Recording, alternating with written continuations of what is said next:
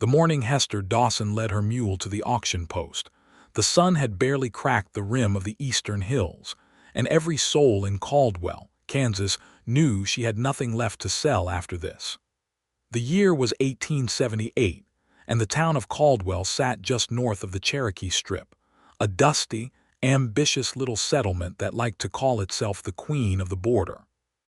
It was a cattle town, a trading town, a place where fortunes were made and broken between a handshake and a sunrise. And on this particular morning in late September, when the air carried the first cold edge of autumn down from the plains, it was also the place where a 32-year-old widow named Hester Dawson was learning exactly how far a person could fall before they hit the hard ground of necessity. She had dressed carefully, because Hester had always believed that dignity was the last thing a person surrendered, and she intended to surrender it long after she was in the grave. She wore her dark navy dress, the one with the white collar she had pressed the night before with an iron heated on the cook stove. Her brown hair was pinned cleanly at the nape of her neck. Her boots were scuffed at the toe but polished at the heel, which was the kind of compromise that described her life in those days. She looked like a woman who had once had more, and who had made peace with having less, though that peace was newer and more fragile than anyone around her knew. The mule's name was Augustus. He was 12 years old, gray at the muzzle, broad in the chest, and enormously stubborn in the way that only mules of a certain age and experience could manage. He had been her husband Edmund's mule first, and then hers by inheritance when Edmund died of a fever in the spring, leaving her with 160 acres of Kansas farmland that the drought had turned into something resembling the surface of a cracked plate, a mortgage with the First Cattle Bank of Caldwell that she could not pay, and Augustus. She had sold the plow first, then the second horse, the young one Edmund had been so proud of. Then the furniture from the parlor, piece by piece, to a man who ran a second-hand shop on Main Street and who always found a reason why her things were worth a little less than she had hoped. She had sold the silver candlesticks that had been her mother's, and she had done it without crying, which she considered a personal achievement. She had taken in washing, she had mended clothes, she had baked pies and sold them from the kitchen window to cowboys passing through on their way to the cattle yards. None of it was enough. The bank had given her until the 1st of October. It was now the 22nd of September. Augustus was the last card in her hand, and she was playing it with both eyes open. She tied his lead rope to the post outside the livery auction yard and stroked his long gray nose once, briefly, because she could not afford the luxury of too much sentiment this morning. Augustus blinked his dark brown eyes at her and huffed a warm breath against her palm, and Hester pressed her lips together and turned away before she did something humiliating. The auction was run by a man named Porter Gibbs, who wore a hat that was too large for his head, and compensated for this by speaking at a volume that suggested he was always addressing a crowd of 500. He had a wooden podium, a brass bell, and the self-important manner of a man who believed that managing the transfer of livestock was a civic duty of the highest order. There were perhaps 30 people gathered in the yard as the sun lifted itself above the rooftops of Caldwell and painted everything a pale, reluctant gold. Most of them were men, ranchers and farmers and hands who came to the weekly livestock auctions as a matter of business and sometimes entertainment. A few of them knew Hester, knew the situation with the mortgage and the drought and the death of Edmund Dawson, and they had the decency to look at the ground when she walked past with Augustus. She positioned herself to the left of the podium as sellers did, and she watched the yard fill. A couple of horses went through first, then a pair of oxen that someone from the southern ranches had brought up. Prices were decent but not extraordinary. It was that kind of morning. Then Porter Gibbs called Augustus to the block. He did not editorialize to his credit. He listed the mule's age, his condition, his history as a working farm animal capable of pulling a full load. He said the mule was strong and sound, which was true. He did not mention that the mule belonged to a widow who needed the money to save her land, because that kind of information tended to depress prices. Buyers did not like to feel manipulated by circumstance, even when the circumstance was real and heartbreaking. The bidding started at $4. Hester had been hoping for 15. She had calculated that $15, combined with the 12 she had managed to scrape together from the washing and the pies and the sale of her good wool coat, would give her just enough to make a partial payment on the mortgage that might, if the bank manager, a man named Gerald Stroud who wore his authority like an uncomfortable coat, was feeling charitable, buy her another month. $4 became 6. 6 became 8.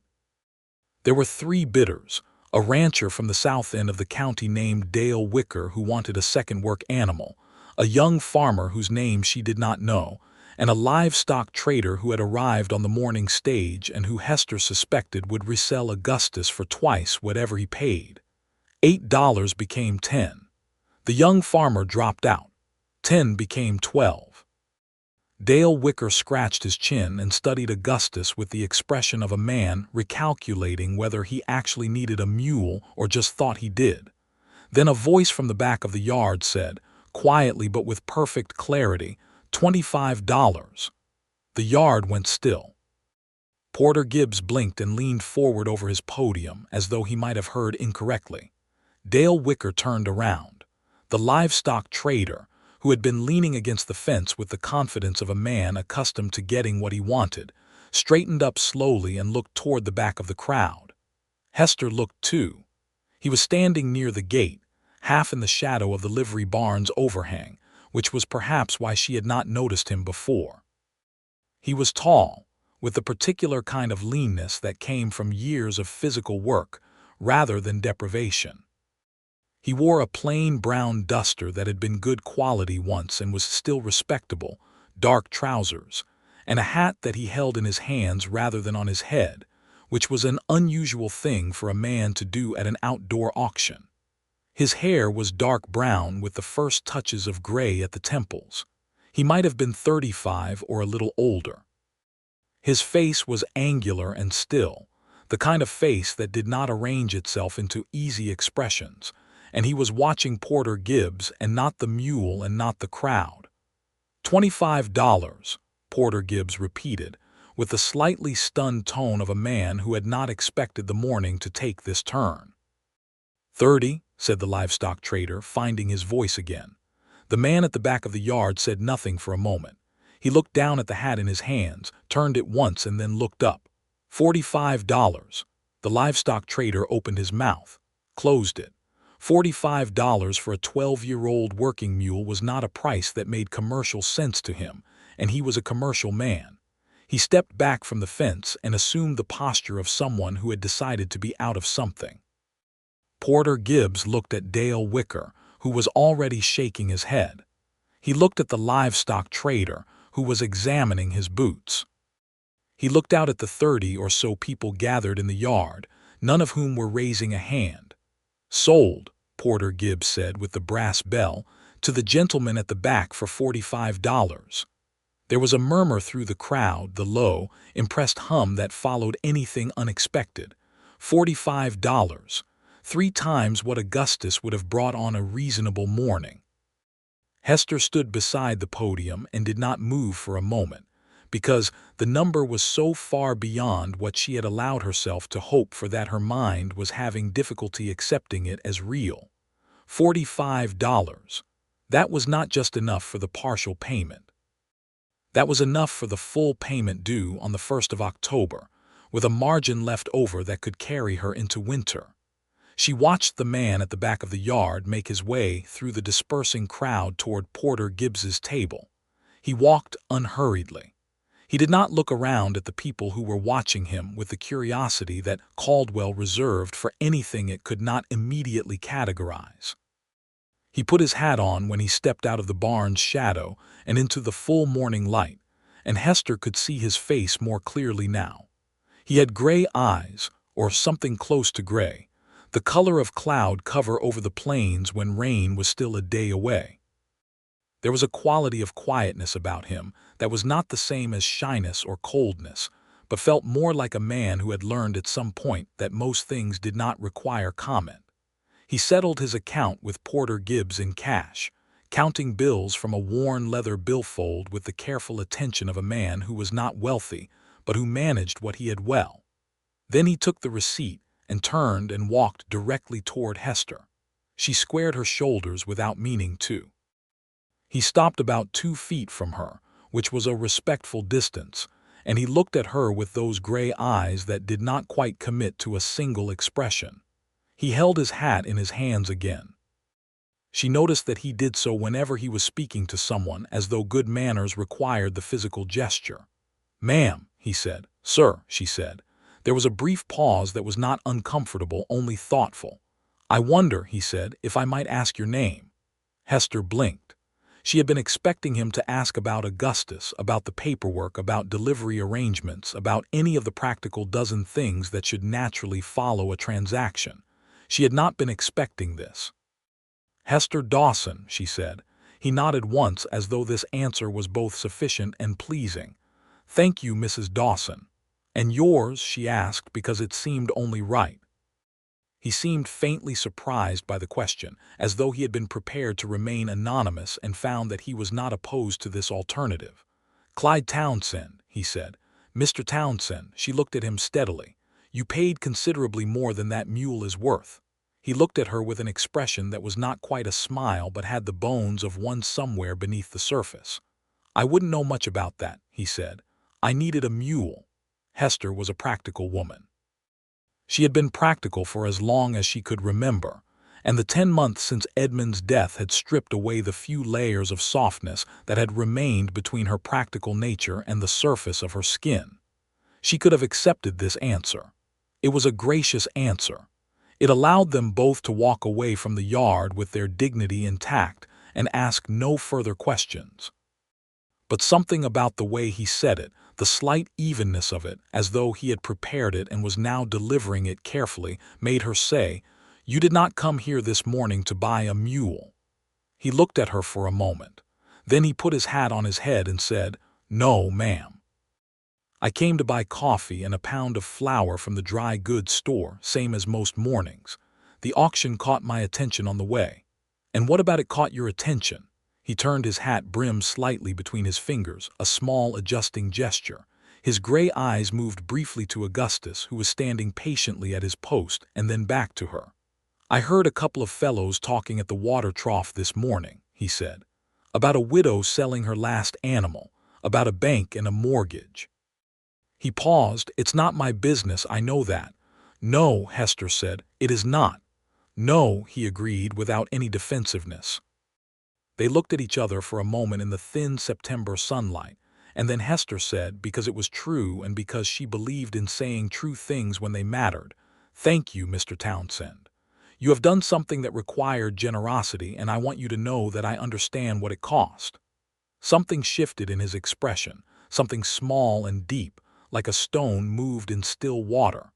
"I hope it helps, Mrs. Dawson," he said. Then he turned and took Augustus's lead rope from the post, gave the mule a brief, practiced assessment with his hand along the flank, and walked out of the auction yard and down the road. And Hester stood there with $45 in an envelope from Porter Gibbs's table, and the strange, warm weight of an unexpected kindness in her chest. She went to the bank. Gerald Stroud received her in his office, which smelled of pipe tobacco and the particular anxiety of other people's debt.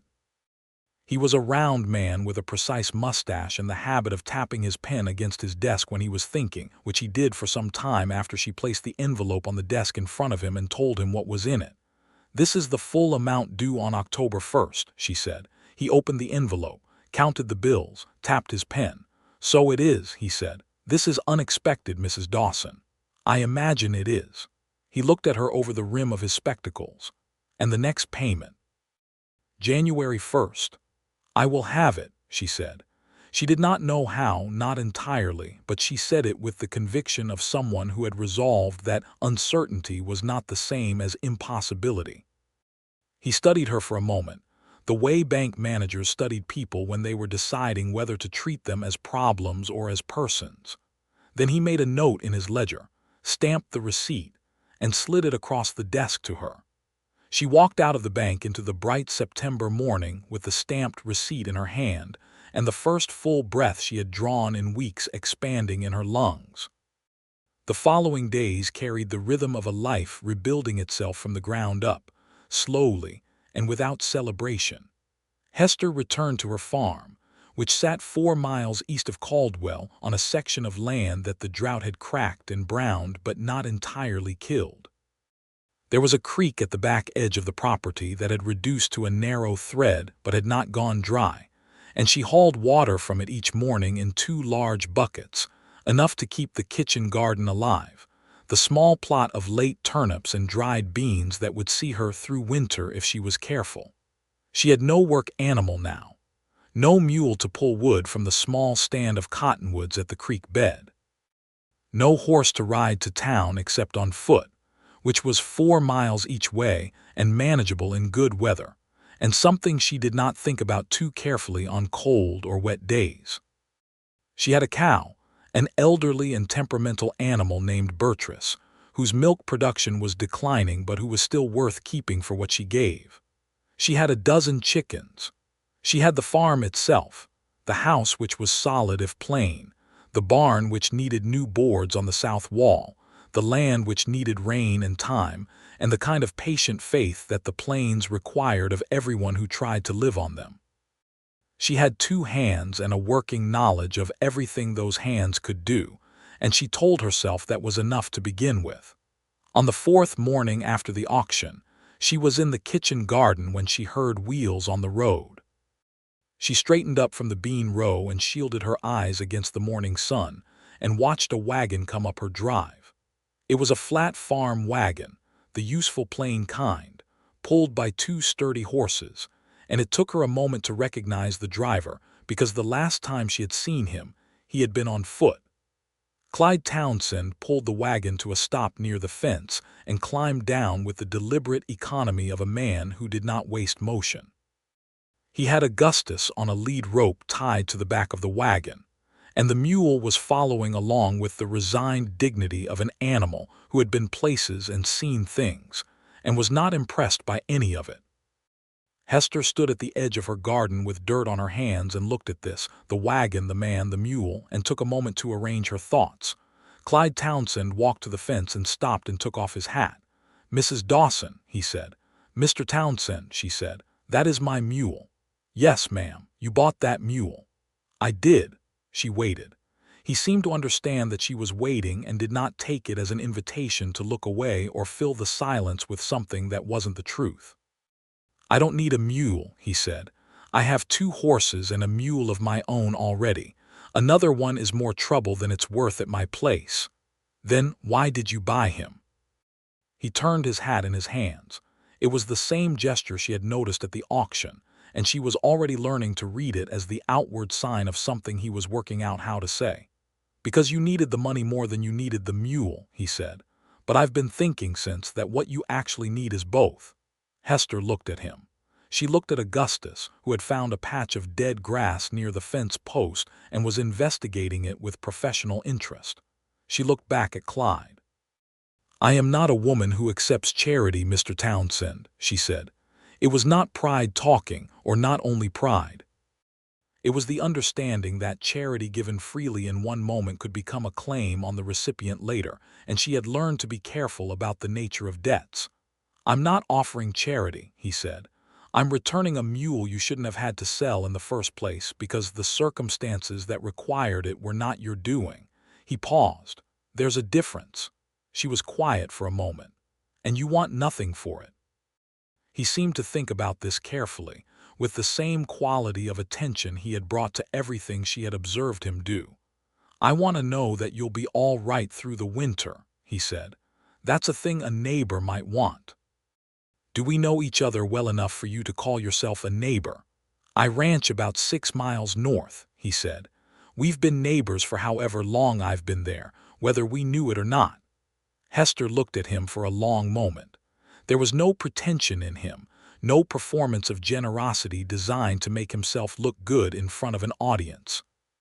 He was standing alone at her fence in the early morning with a mule he had bought for her benefit and an offer he was making simply because he had decided it was the right thing to do. "How long have you been at the North Range?" she asked. "3 years," he said. "Came up from Texas originally. Worked cattle in the Panhandle before that." "You came alone." Something quiet moved through his expression. "My wife passed 4 years ago," he said. "Back in Texas, I came north after." They stood there for a moment with that shared knowledge between them, the two of them who had loved and lost and had not stopped working after. "All right," Hester said. "I'll accept the mule, but I want to be clear that this is not a gift I will forget." "I don't expect you to," he said.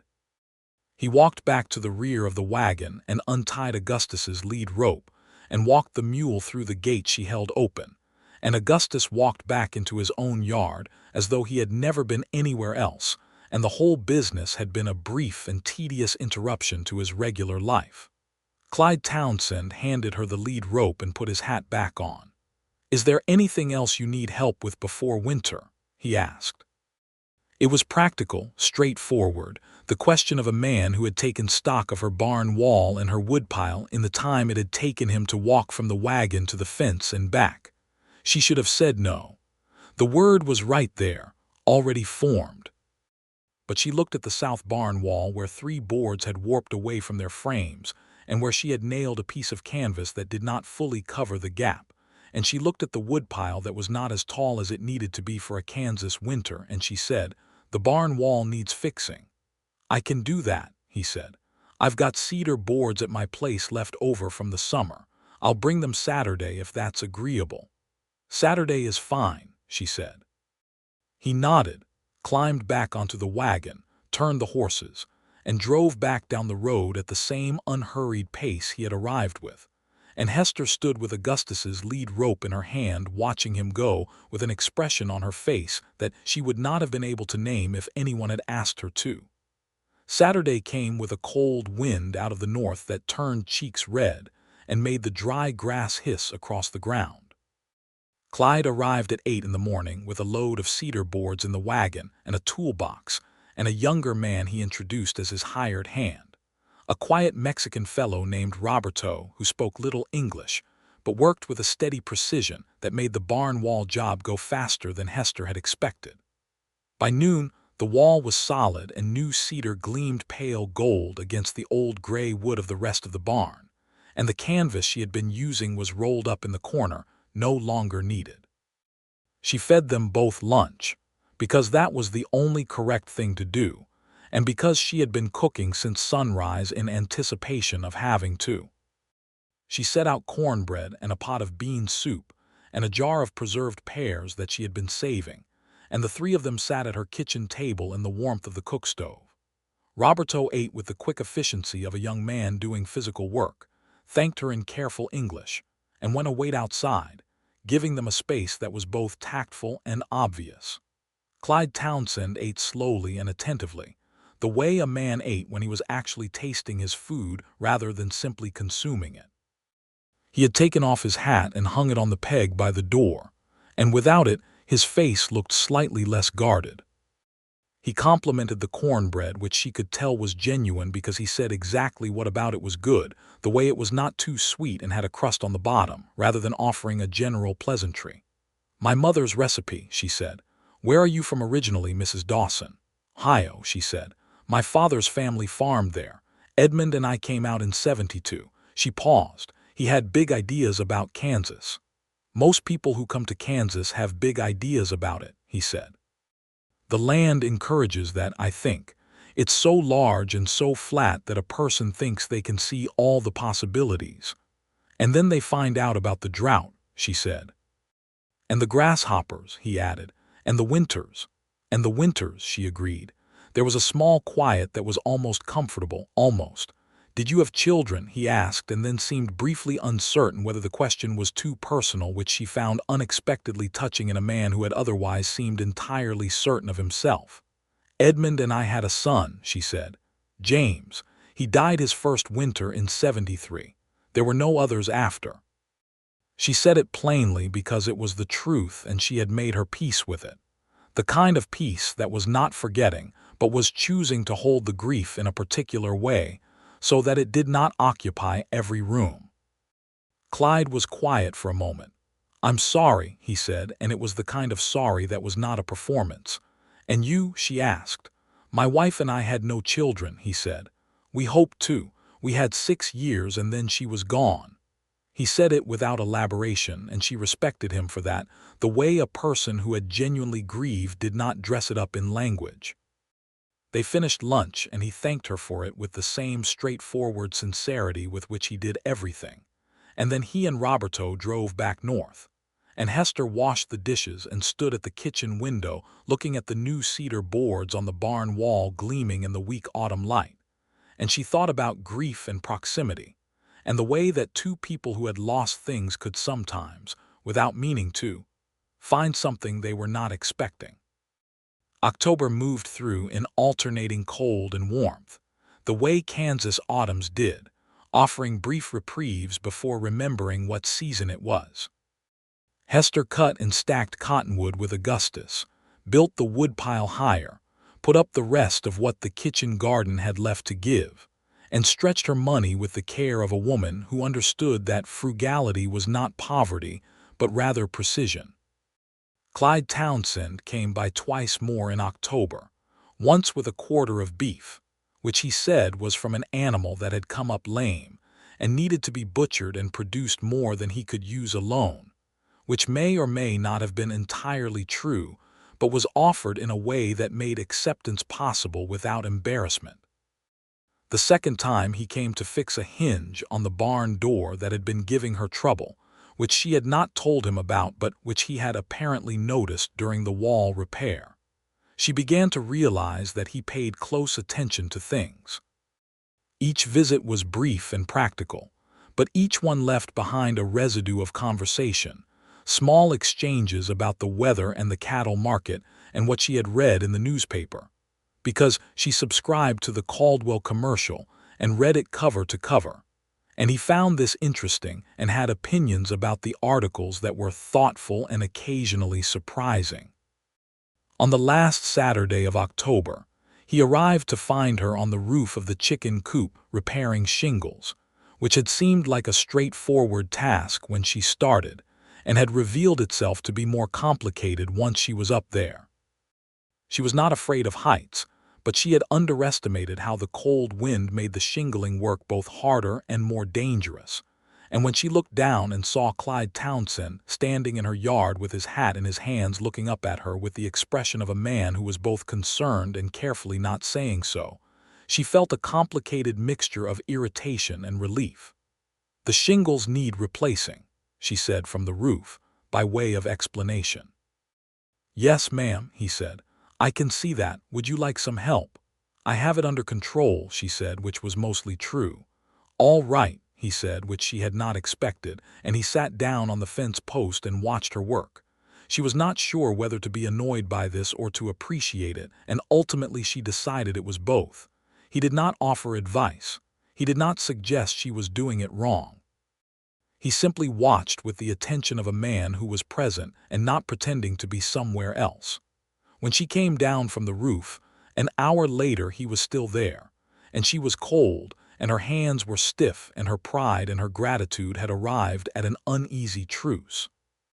"Thank you for not taking over," she said. "It wasn't mine to take over," he said simply. "You could have offered more than once. You said you had it under control." She looked at him. "Most men would have come up anyway. Most men would have been wrong to," he said. She went inside to warm her hands by the stove and came back out with 2 cups of coffee, because it seemed like the thing to do, and they stood outside in the last thin light of October with steam rising from the cups and the completed chicken coop roof solid and true above them. "My husband used to say I was too independent," she said. She was not sure why she said it. It came from the same place the truth usually came from when it came unexpectedly. Did he mean it as a complaint? Clyde asked. She thought about it honestly. "Sometimes," she said. "Sometimes I think he meant it as a compliment and didn't know how to say so." Clyde drank his coffee and looked out at the October plains, the amber grass and the thin line of cottonwoods along the creek bed burning gold in the late light. "I think independence in a person is valuable," he said, "especially out here." The land doesn't forgive people who wait for someone else to do things. No, she said, it doesn't. They were quiet, and the quiet was warm despite the cold, and Hester noticed for the first time that she was not uncomfortable in it. That was the thing about Clyde Townsend. She was beginning to understand. He did not require the silences to be filled. He did not mistake quiet for distance. He simply was present in it, fully and without apology. She noticed other things too, in the way that a woman notices things she is not quite yet willing to name. The way he always hung his hat by the door without being asked. The way he listened to what she said, actually listened, not waiting for his turn to speak, but genuinely receiving her words. The way he had gray eyes that changed slightly in different light, going more blue on overcast days and more silver when the sun was full on them. The way his hands were careful with things, objects and animals and people, with the particular care of a man who understood that breakable things required attention and not brute force. November arrived, and with it the first real cold, and with the cold came the news from the Caldwell commercial that changed everything, or rather that threatened to change everything, which was often the more dangerous condition. Gerald Stroud at the First Cattle Bank had sold his portfolio of residential mortgages to a land acquisition company out of Wichita called Meridian Land Partners. And Meridian Land Partners had sent a letter to every mortgage holder in the portfolio, informing them that the terms of their loans were under review and that a representative would be calling to discuss adjustment of rates and timelines. The letter arrived on a Tuesday. By Wednesday, Hester had read it 4 times and was sitting at her kitchen table, with the cold November light coming in the window and her hands flat on the table, and her mind working through the arithmetic of what a rate adjustment could mean. On Thursday, Clyde Townsend came by with no stated purpose, the way he had begun to do occasionally, stopping in on his way to town to see if she needed anything brought back. He found her at the kitchen table with the letter and the look on her face that she could not entirely suppress. He read the letter when she gave it to him, standing by the window in the thin gray light, and his expression did not change much as he read, but something in his posture tightened in a way she could read now, a small shift along his spine that meant he was troubled. "Meridian," he said. "I've heard of them. They operate in several counties. They buy up mortgage debt and then renegotiate terms that are difficult to meet, and when the holder defaults they take the land." "That's what I suspected," Hester said. "When is the representative coming?" "The letter says the week of the 20th. Clyde folded the letter carefully and set it on the table. He was quiet for a moment, and in that moment he had the look of a man walking a problem from one end to the other to see what was at the other end of it. "Do you have the deed?" he asked. "Yes." "And the original mortgage documents?" "Yes, everything Edmund left." "Good." He looked at her. "There's a lawyer in Caldwell named Abernathy who knows land law in this state. He's a serious man and he's honest. You should go and see him before the 20th with all the documents and understand what your rights are and what Meridian can and cannot do. There may be more protection in the original terms than they're counting on." Hester nodded slowly. She had been thinking along the same lines, but hearing it stated clearly helped. "Would you come with me?" she asked, and then was briefly surprised at herself for asking. He did not appear surprised. "If you want me there," he said. "I want a person who knows more about land and cattle contracts than I do," she said, which was true and also not the entire truth. "I know a little," he said, "and I know Abernathy." They went to see the lawyer the next morning. Silas Abernathy had an office above the hardware store on Main Street, with papers stacked in formations that looked chaotic and were apparently organized according to a system only he understood. He was a thin man in his 60s, with a precise, dry manner and eyes that moved quickly and missed nothing. He had read 3 paragraphs of the original mortgage document when he looked up and said, "This is a fixed-rate instrument. They cannot unilaterally adjust it." Hester felt something loosen in her chest. Abernathy went on to explain, with the calm certainty of a man who had spent 40 years reading the fine print that other people skipped, that the transfer of the mortgage to Meridian did not alter the terms of the original agreement, that the terms were contractually fixed for the life of the loan, that what Meridian was almost certainly doing was relying on borrowers' ignorance of their own rights to pressure them into voluntary renegotiation, and that the correct response was to meet with the representative, state clearly and in writing that the original terms would be honored and no renegotiation was invited, and to be prepared to pursue legal remedies if harassment continued. He charged her $2 for an hour of his time, which was fair, and she paid it. On the street outside afterward, she stood in the November cold with the documents under her arm and felt the particular clarity that comes from understanding that the ground has not shifted under you after all, that you are standing where you thought you were standing. "Thank you," she said to Clyde. "Abernathy did the work," he said. "You knew to take me to Abernathy," she said. "That is also work." He turned his hat in his hands. It was the first time she had seen the gesture not in the context of something he was trying to say carefully, and instead in the context of something he was simply feeling and not yet saying at all. She found that interesting. The Meridian representative arrived on the 22nd of November, a sleek man in a too-good suit named Hadley who called her "little lady" once and did not call her that again after the look she gave him. She sat across her kitchen table from him with Silas Abernathy's letter of advisement in her hand and told him that the terms of the original mortgage would be honored and that any correspondence to the contrary should be directed to her legal counsel. Hadley rearranged his face several times during this conversation and then left, and she had not heard from Meridian since. December brought snow, and with the snow came a slowing of all the practical urgencies that had been driving her since September, a brief pause in which the world contracted to what was close and warm: the farm, the animals, the wood stove, the 3 lamps she kept burning in the evening against the early dark.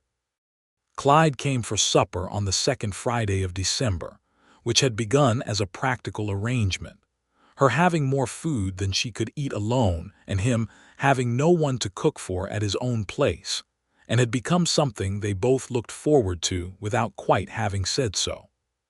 He brought wine one week, a bottle of something from the general store that was not excellent but was pleasant, and the following week she produced a dried apple pie that she had been working on since she found the recipe in an old issue of a ladies' magazine from 1875, and the week after that they sat at her kitchen table for 3 hours after supper and talked about things that had nothing to do with crops or mortgages or legal instruments. He told her about Texas, about the Panhandle cattle drives, about the particular flat emptiness of that landscape, and the way the sky at night was so enormous it made a person feel simultaneously insignificant and connected to something much larger than themselves. He told her about his father, who had come from Virginia and had a stubbornness about land that Clyde suspected he had inherited in some measure. He told her about learning to ride when he was 6, and about the first time he was thrown and how he had lain in the dust looking up at the sky and decided that the horse had made a fair point and he should pay more attention.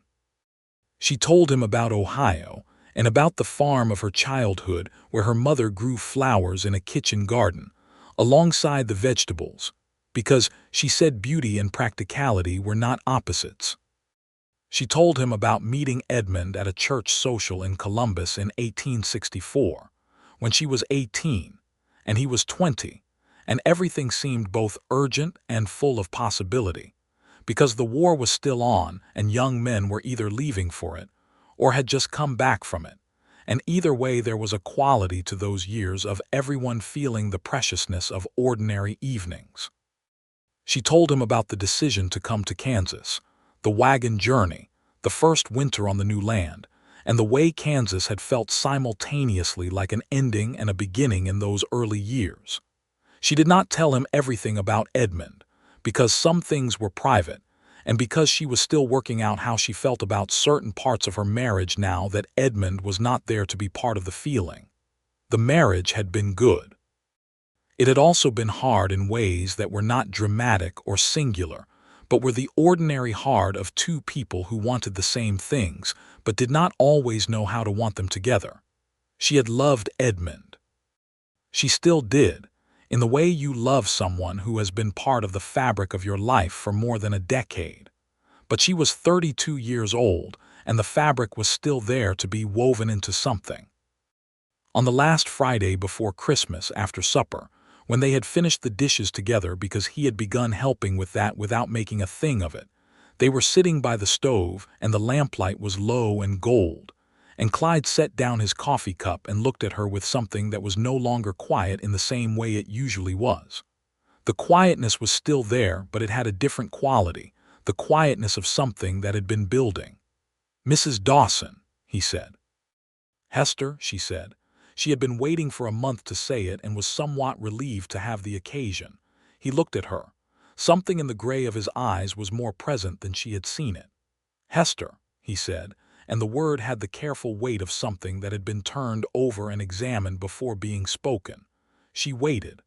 "I find that I have spent the last 3 months thinking about you more than I have thought about most things," he said. "I am telling you this not because I expect anything to come of it, but because I am a man who has found that not saying true things costs more than saying them." Hester looked at him across the lamplight with the stove ticking warmly beside them and the December wind pressing against the window glass, and she thought about honesty and about what it cost and what it was worth, and she said, "I have spent the last 3 months thinking about you too." He was quiet for a moment, a real quiet, the kind that absorbs something it has been given. "I don't want to be too forward," he said. "You have been through a great deal, and I know that time matters in these things." "It does," she said, "but so does honesty." He looked at her. "What would you want, Hester, if you could say it plainly?" She thought about this seriously, the way she thought about things that mattered, with the full attention she gave to problems that required real solutions. She thought about what she had had and what she had lost and what she had built in the months since, and she thought about what she wanted the next 20 years to look like, the land and the house and the work and the evenings, and she thought about who she wanted to be in those years and who she wanted beside her. "I would want to know you better," she said. "Without the pretense that there is nothing more between us than neighborly concern." He nodded slowly. "I can do that," he said, "and I would want you to call me Hester." "I just did that," he said, and the ghost of a smile that she had been watching develop over 3 months crossed his face fully for the first time, and it was, she thought, a very good smile. It rearranged his face entirely. It made him look younger and also more fully like himself. She smiled back. It was the first time in a long time that smiling felt uncomplicated. January was cold and hard and white, and they moved through it together without announcing what they were doing, the way the weather moved across the plains without explanation or apology. He came 3 times a week now. She rode out to his ranch once to see it, and stood at the gate looking at the solid good order of his place, the well-built barn and the straight fence lines, and the horses in the paddock, and the house that was larger than she had expected and somewhat bare inside in the way of a man who had built a home without someone to fill it with the small things that make a space warm. "You need curtains," she said. "I've never put much thought into curtains," he said. "That is apparent," she said. She made him curtains from muslin she found in the dry goods store, a pale cream color that let in the winter light without being cold about it. She brought them on her next visit and hung them herself while he watched with the particular expression of a man who was seeing his own house become something slightly different and finding that he did not object. He stood in the doorway of the sitting room afterward looking at the windows. "They're better," he said. "Most things are better with curtains," she said. "I wouldn't have known," he said. "I am aware," she said. He laughed, an actual laugh, full and real, and she turned from the window and looked at him laughing and felt something settle deep in her chest like the last piece of something finding its place. February came in with ice and a week of temperatures that kept everyone close to their stoves and their stockpiles, and during that week he came every day, sometimes just for an hour in the middle of the afternoon, to check that she was all right, and that the pipes had not frozen and the animals were fed. and she let him come because she wanted him to, and because by then the pretense of pure practical neighborliness had been understood between them for what it was. A fiction they had maintained for long enough to be certain. On the 5th of February, when the ice had begun to soften at the edges, and the light was just beginning to extend itself a little further into the late afternoon, he asked her to walk with him along the creek bed. It was still cold but bearable, and the cottonwoods were bare and silver, and the creek ran low and clear between its ice-edged banks, and they walked slowly with their breath making small clouds and their boots crunching on the frost-stiffened grass. He had been quiet for most of the walk, thinking in the way he thought, fully and without announcement, and then he stopped walking and turned to face her, and his hat was in his hands, and the January morning's particular quality of light made his gray eyes look very clear. "I want to ask you something," he said, "and I want you to know that whatever the answer is, I mean to respect it and not make it complicated between us." She looked at him. The cold air was making her cheeks ache pleasantly. The creek moved quiet and cold beside them. "I would like to court you properly," he said, "if you are willing. Not just neighbors and not just friends, but with the intention of something more in time when you're ready."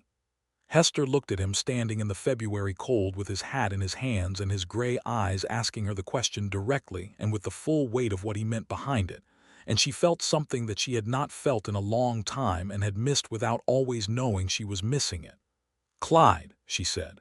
"Yes," he said. "I would like that very much," she said. His expression opened in a way she had not seen it open before. Not the half-smile or the ghost of one, but something full and genuine and warm. And he reached out and took her hand, gently. The way he did things, with care and without apology, and they stood by the frozen creek in the February light, and it was the beginning of something.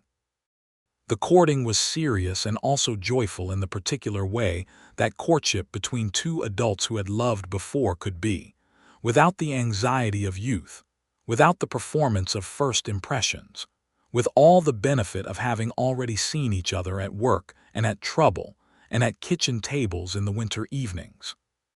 They had built the friendship before the romance, which Hester had begun to think was the better order of things, because she already knew who he was when he came to be with her in the new way, and knowing made the being together a pleasure rather than a revelation. He brought her wildflowers in March when the first ones appeared at the creek edge, small and tenacious yellow things pushing up through the last of the frost, and she put them in a glass jar on the kitchen windowsill where they lasted 3 days, and she thought about them for a week after. She taught him to make her mother's cornbread one Sunday afternoon when they were in her kitchen with the rain falling outside, and he was a careful student who paid attention and did not pretend to know more than he did. And his first attempt was good, and his second was better, and she told him so, and he looked pleased in the quiet way he looked pleased about things. He told her about his wife in April, one evening when they were sitting on the porch in the first real warmth of the spring. Her name had been Clara. She had come from a farming family in East Texas, and she had been, from the way he described her, both strong and gentle, which was a combination Hester understood and respected. The fever had come on fast and left faster with Clara in its wake, and Clyde had spent the following 3 years learning how to be alone in a way that was not just surviving but was genuinely living, which was harder than surviving in some ways. "I was afraid for a long time," he said, "of wanting something again. It seemed like the wanting was where the risk was." "It is," Hester said. "But I've decided," he said, looking at her in the April light, "that the risk is worth it. I believe I decided it the morning I saw you at that auction." She looked at him. "You paid $45 for a mule on the strength of that belief." "I paid $45 because I thought the world ought to be fair sometimes," he said. "The belief came after when you looked at me and told me I had paid too much and didn't look grateful about it at all." She laughed. "I was grateful. I know, but you were honest first," he said. "I found that impressive."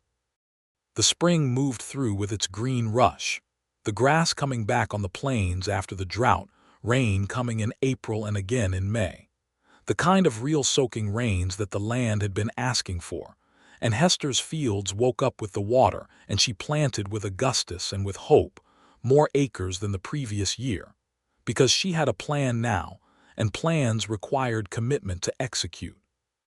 Her plan was simple and ambitious, in the way of plans made by people who have been through enough to know that simple and ambitious are not in conflict. She would plant winter wheat and a small field of feed corn, and expand the kitchen garden. She would sell the wheat come harvest and use the proceeds to build a small additional income alongside the mortgage payments.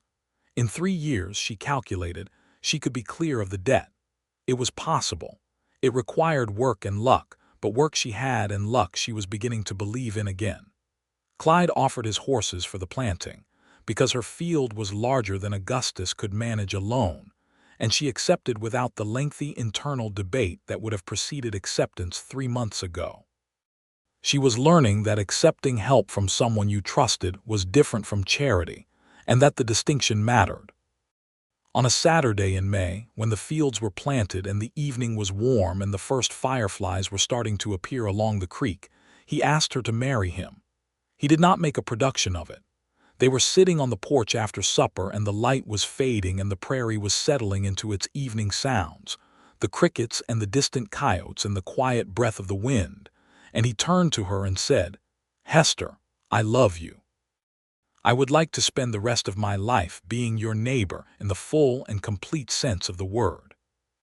She looked at the man beside her, the man she had come to know over 8 months of work and conversation and winters and firsts, the man who hung his hat by the door and paid attention to things and laughed fully when he laughed and did not pretend that the world was simpler than it was. She looked at him, and she felt the love she had been feeling for several months named and placed and entirely certain of itself. "I love you too," she said, "and yes, I will marry you." He took her hand and held it, and they sat on the porch in the May evening while the last light left the sky, and the stars came out one by one over Kansas, and neither of them said anything for a long time because there was nothing that needed to be said. They were married in June, on a Saturday, in the small Methodist church on Caldwell's Main Street. Hester wore a dress she had made herself from pale blue fabric she had chosen at the dry goods store, and she wore her mother's silver earrings, which she had not sold during the difficult autumn, because some things are worth keeping even when money is short. Clyde wore his good suit, a dark gray wool that fit him well, and he stood at the front of the church with the expression of a man who was exactly where he had decided to be. There were about 30 people present, neighbors and townspeople in Roberto, who stood at the back of the church and nodded solemnly when Clyde looked back at him, and Porter Gibbs from the auction yard, who cried a little and tried to hide it behind his too large hat, and Silas Abernathy, who sat in the third row and looked satisfied in the way of a man who approved of good outcomes. Hester walked down the aisle alone, which was her choice, because she was a woman who had carried her own weight for long enough that she did not need someone to give her away. The minister who married them was a young man named Reverend Calloway, who had been in Caldwell less than a year, and who performed the ceremony with the earnest seriousness of someone who understood that what he was doing mattered. When Clyde took her hand at the altar, she felt the warmth of his palm and the steadiness of his grip, and she thought about the auction yard in September, the early morning light and the desperate arithmetic of a last animal going to the block, and the quiet man in the back who had paid triple what was fair and asked for nothing except her name. She had given him her name that morning. She was giving it to him again now, in the best possible way. "I do," she said, and meant it completely.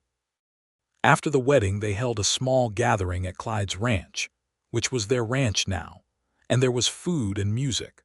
A fiddle player from the south of town who played the kind of tunes that made a person's feet want to move, and several of the older neighbors danced in the yard in the June evening, and the fireflies were out in abundance, and someone had hung lanterns from the fence posts that swung gently in the warm breeze. Hester danced with her husband for the first time, and he was not a fluid dancer, but he was an attentive one, which she found she preferred. He kept his eyes on her and his hand steady at her waist, and when she laughed at one of his missteps he laughed too, that full, genuine laugh, and they danced another round just because it was June and they were married and the fireflies were out. The summer was the best summer Hester had lived in Kansas. The wheat grew well in the renewed rain. The kitchen garden was abundant. The house, their house now, grew warmer with use and with the small accumulations of a life shared. Her books on the shelves beside his, her blue curtains at the windows alongside the ones she had made him in the winter. A quilt she was sewing slowly in the evening spread across the back of the sitting room sofa. They worked the two properties together, because she kept her own farm, the mortgage still being her obligation to meet, and the work was divided between them with the practical efficiency of two people who both knew how to work and who had learned each other's rhythms. In the mornings, she milked Bertress and tended the chickens and hauled water for the kitchen garden. He rode the north fence line and checked on the cattle and made the daily decisions that a cattle ranch in Kansas in 1878 required. In the afternoons, they often worked together, whatever was most pressing, harvest or repair, or the ongoing negotiation with the land that all farming was. In the evenings, they had supper together and read and talked, and sometimes they sat on the porch in the summer dusk and watched the light leave the sky and said nothing, which was its own kind of communication. She found in those months that being loved by Clyde Townsend was a particular thing that she had not experienced before. Edmund had loved her, she was certain of that, but his love had been a thing that moved in defined channels, predictable and bounded. Clyde's love was more like water on open ground. It went where it was needed. It filled the spaces that were dry. It was quiet and consistent and did not make a performance of itself but was unmistakably, thoroughly there. He brought her coffee in the morning without being asked. He asked her opinion on ranch decisions and genuinely weighted it. When she was tired, he noticed and did not point it out but simply took on what he could without comment. When she was not tired and wanted to work, he did not suggest she should rest. He treated her as a full partner in every sense of the word, which was not the universal practice of the era, and which she recognized as something to be valued and not taken for granted.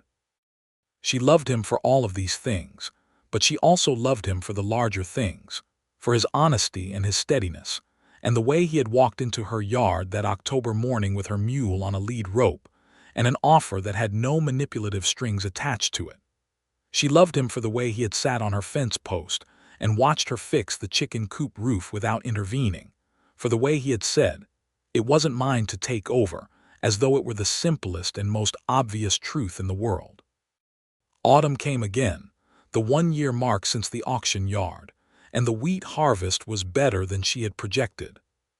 She paid her mortgage in full with enough left over to make the January payment as well, and she stood in Gerald Stroud's office, which had changed very little since her first frightened visit, and placed the payment on his desk with a composure that was entirely different from the desperate composure of the year before. Stroud stamped the receipt and noted in his ledger, and looked at her over his spectacles with an expression that contained a small amount of genuine respect. "You've managed things well, Mrs. Townsend," he said, using her new name. "I have," she said simply and left. She rode home on the horse Clyde had given her in the summer, a bay mare named Dolly who had turned out to have an excellent temperament and a smooth trot, and the October air was cool, and the cottonwoods along the road were the same burning gold as the year before, and she thought about how much had changed in 12 months and was grateful with a fullness that she had not known was possible. In the winter of 1878 moving into 1879, Hester realized she was expecting. She knew it the way women know things, with a certainty that arrived before the evidence was conclusive. She sat with the knowledge for a few days, turning it over, feeling the weight and the warmth of it, the fear that comes with remembering James and the grief of his first winter, and the hope that was still there underneath the fear, alive and stubborn. She told Clyde on a Sunday evening in December, the same month of year in which they had first told each other the truth in the lamplight by the stove. She told him simply and directly, watching his face. The change in his expression was one of the finest things she had ever seen. It moved from stillness to something she could only describe as radiant, a word she would not ordinarily have applied to a man who was characteristically reserved, but it was exactly right. His gray eyes lit up with something that was partly joy and partly wonder, and partly a gratitude so deep it was almost too large for the expression to contain. He crossed the room and took both of her hands in his and looked at her. "Are you all right?" he said, and she knew he was asking both the practical question and the larger one, the one that held James in it and the grief and the years without.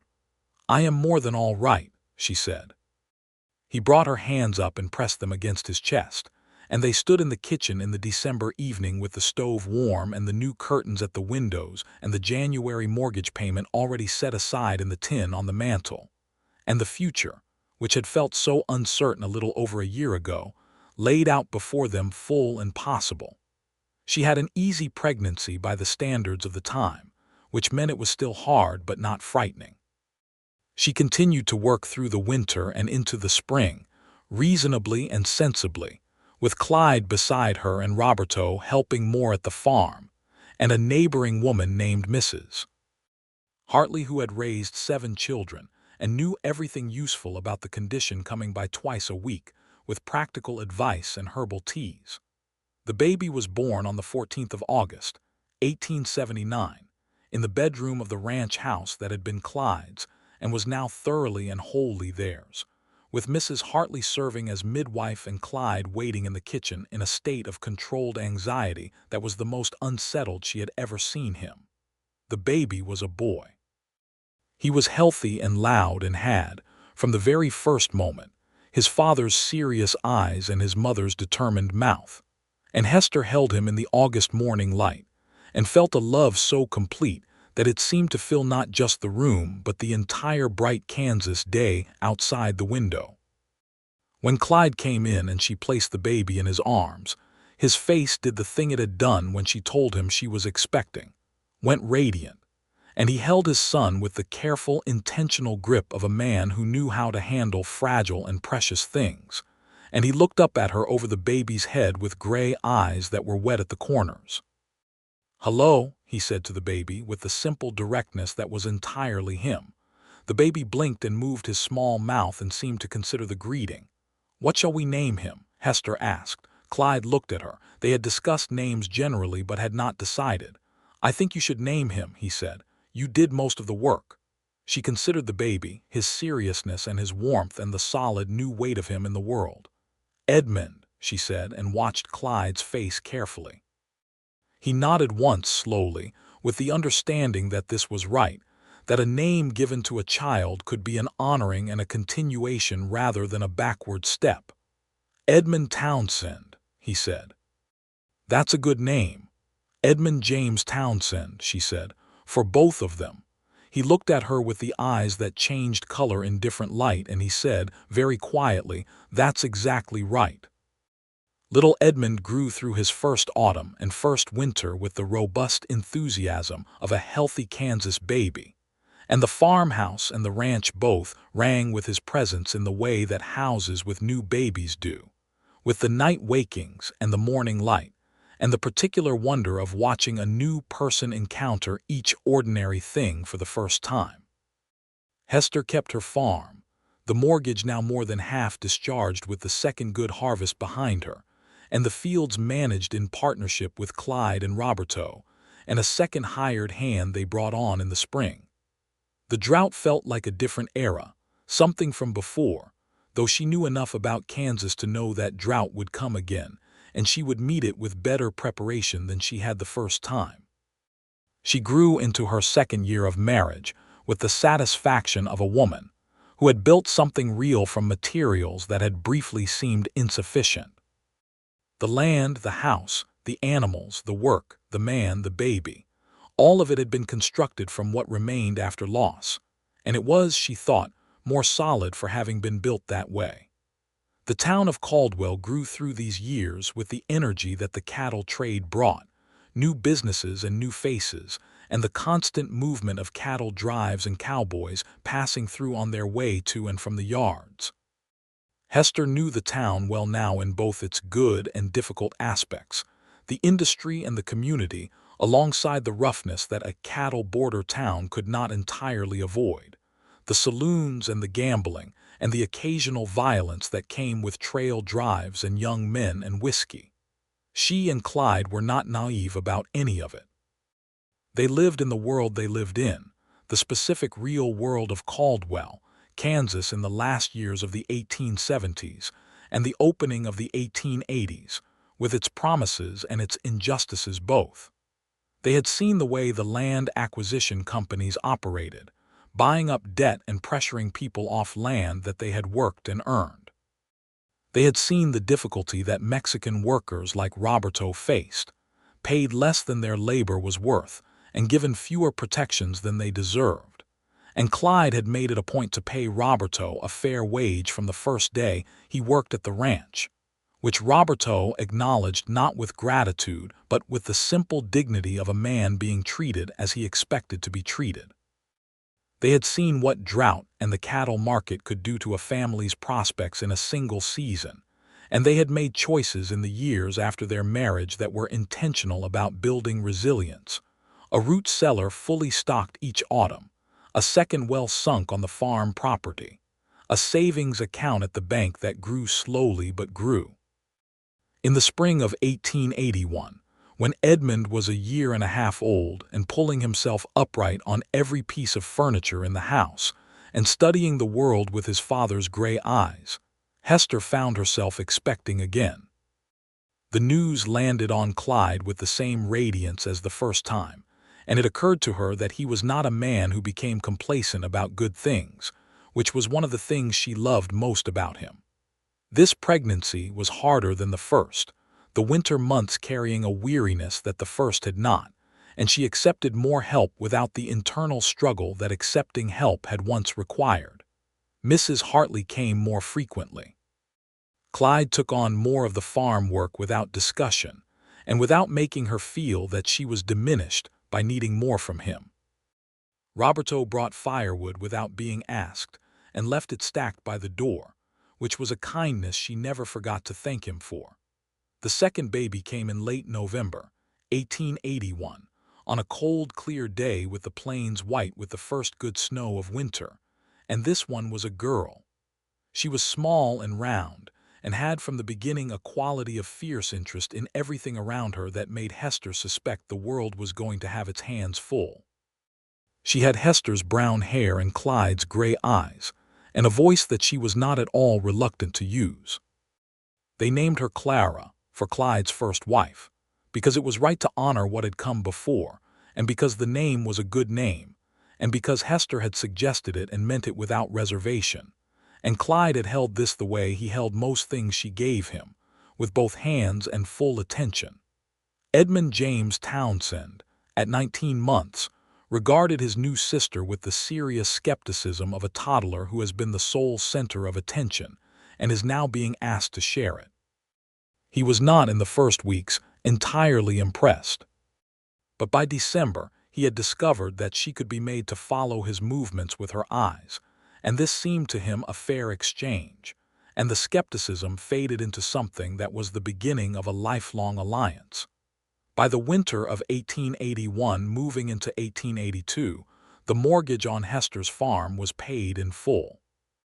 She and Clyde stood in Gerald Stroud's office on a December morning with Edmund on Clyde's hip studying the ceiling, and Clara bundled in Hester's arms, and Stroud placed the deed marked clear in Hester's hands with the expression of a man who was not entirely without feeling even when he was mostly about business. Hester held the deed for a moment. 160 acres of Kansas land, hers fully and completely, the land Edmund Dawson had dreamed over and she had refused to lose. She felt the weight of the paper and the larger weight of what it represented, the year of auctions and fear and hard work and unexpected kindness and love found in the aftermath of all of it. She handed the deed to Clyde and he took it and looked at it and then at her, and what he did not say with words he said entirely with the gray eyes that she had been reading for 3 years and expected to read for the rest of her life. "We should put this somewhere safe," he said. "We should," she agreed. Under the mattress is traditional, he said. She laughed. The tin on the mantel is better. The tin on the mantel, he agreed. They walked out of the bank into the December cold, the two of them and their children, onto the main street of Caldwell, where the cattle trade moved, and the wind came down from the north, and the cottonwoods along the creek had gone bare and silver for another winter. And Hester looked up at the wide Kansas sky that was the color of cold pewter, and she thought about September mornings and auction yards, and the particular quality of a kindness offered without expectation. She thought about the way life could sit at its worst point and then turn on the strength of one good act, one quiet man who had paid 3 times the price and asked for nothing except a name, and how a name given had become a life rebuilt, and then a life fully, richly, newly made.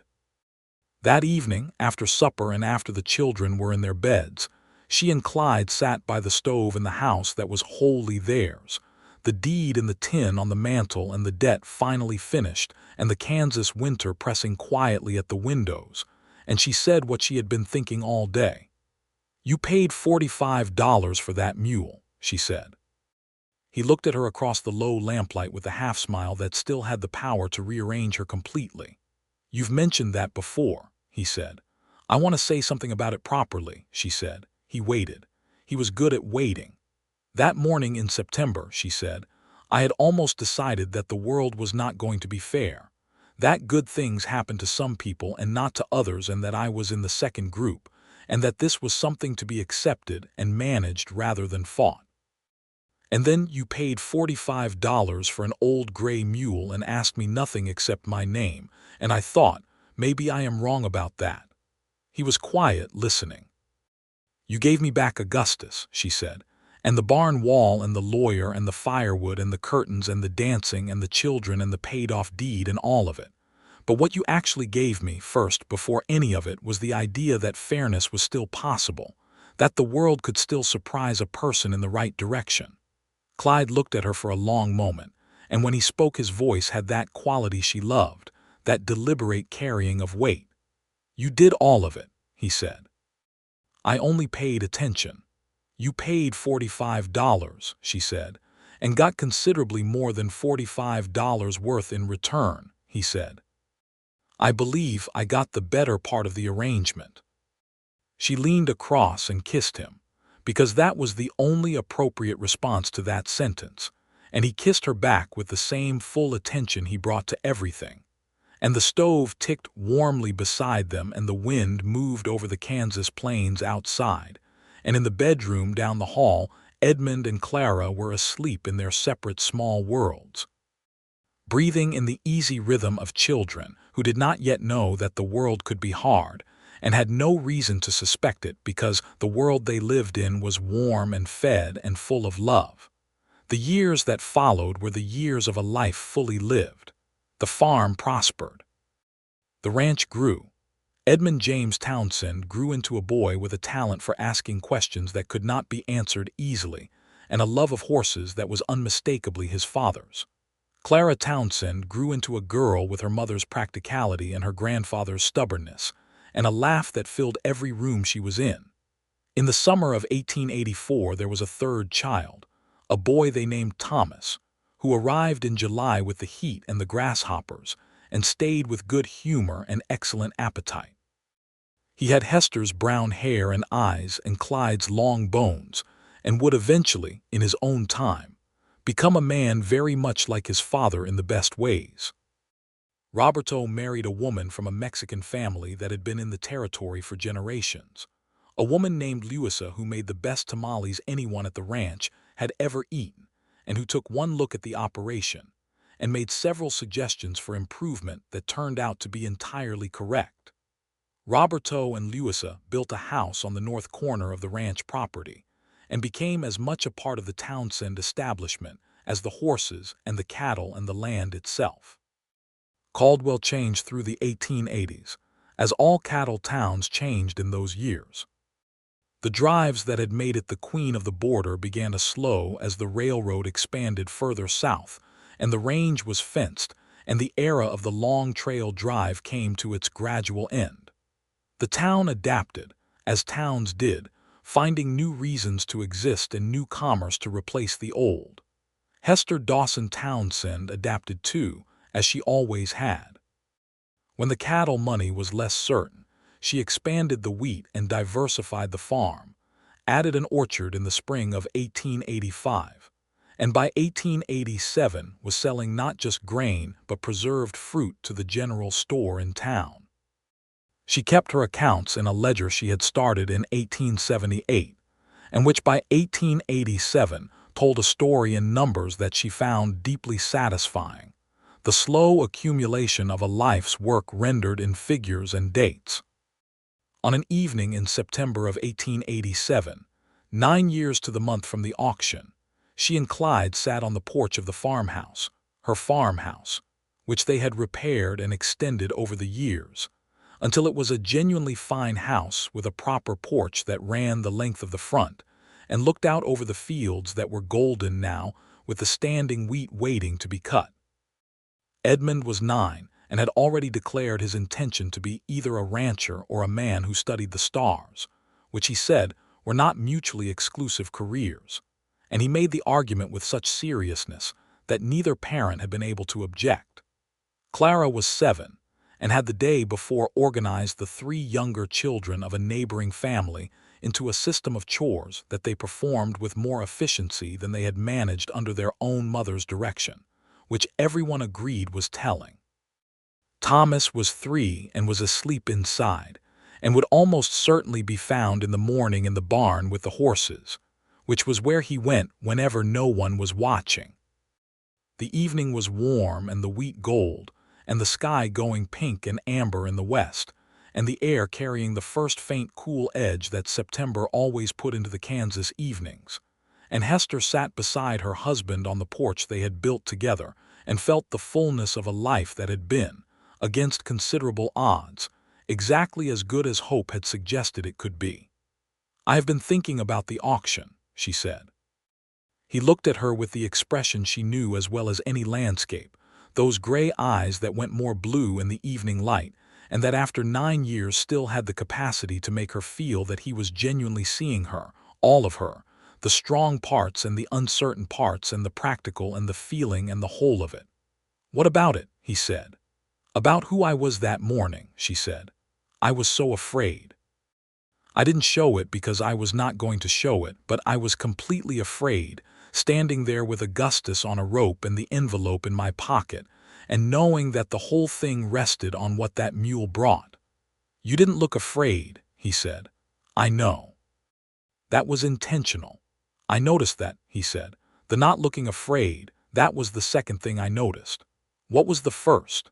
He looked at her in the September evening light with the wheat field and the pink sky behind him and said, "That you were the most capable woman I had ever seen, standing there in a situation that should have undone her, and holding herself like she was deciding what to do next rather than hoping someone else would do it for her." Hester was quiet for a moment. She looked out at the wheat and the sky and the beginning of the evening stars that were just becoming visible at the eastern edge of the sky. "And that made you pay $45 for a mule," she said. "That and the conversation afterward," he said. "When you told me I had paid too much and were clearly right about it, I thought, there is a woman worth knowing."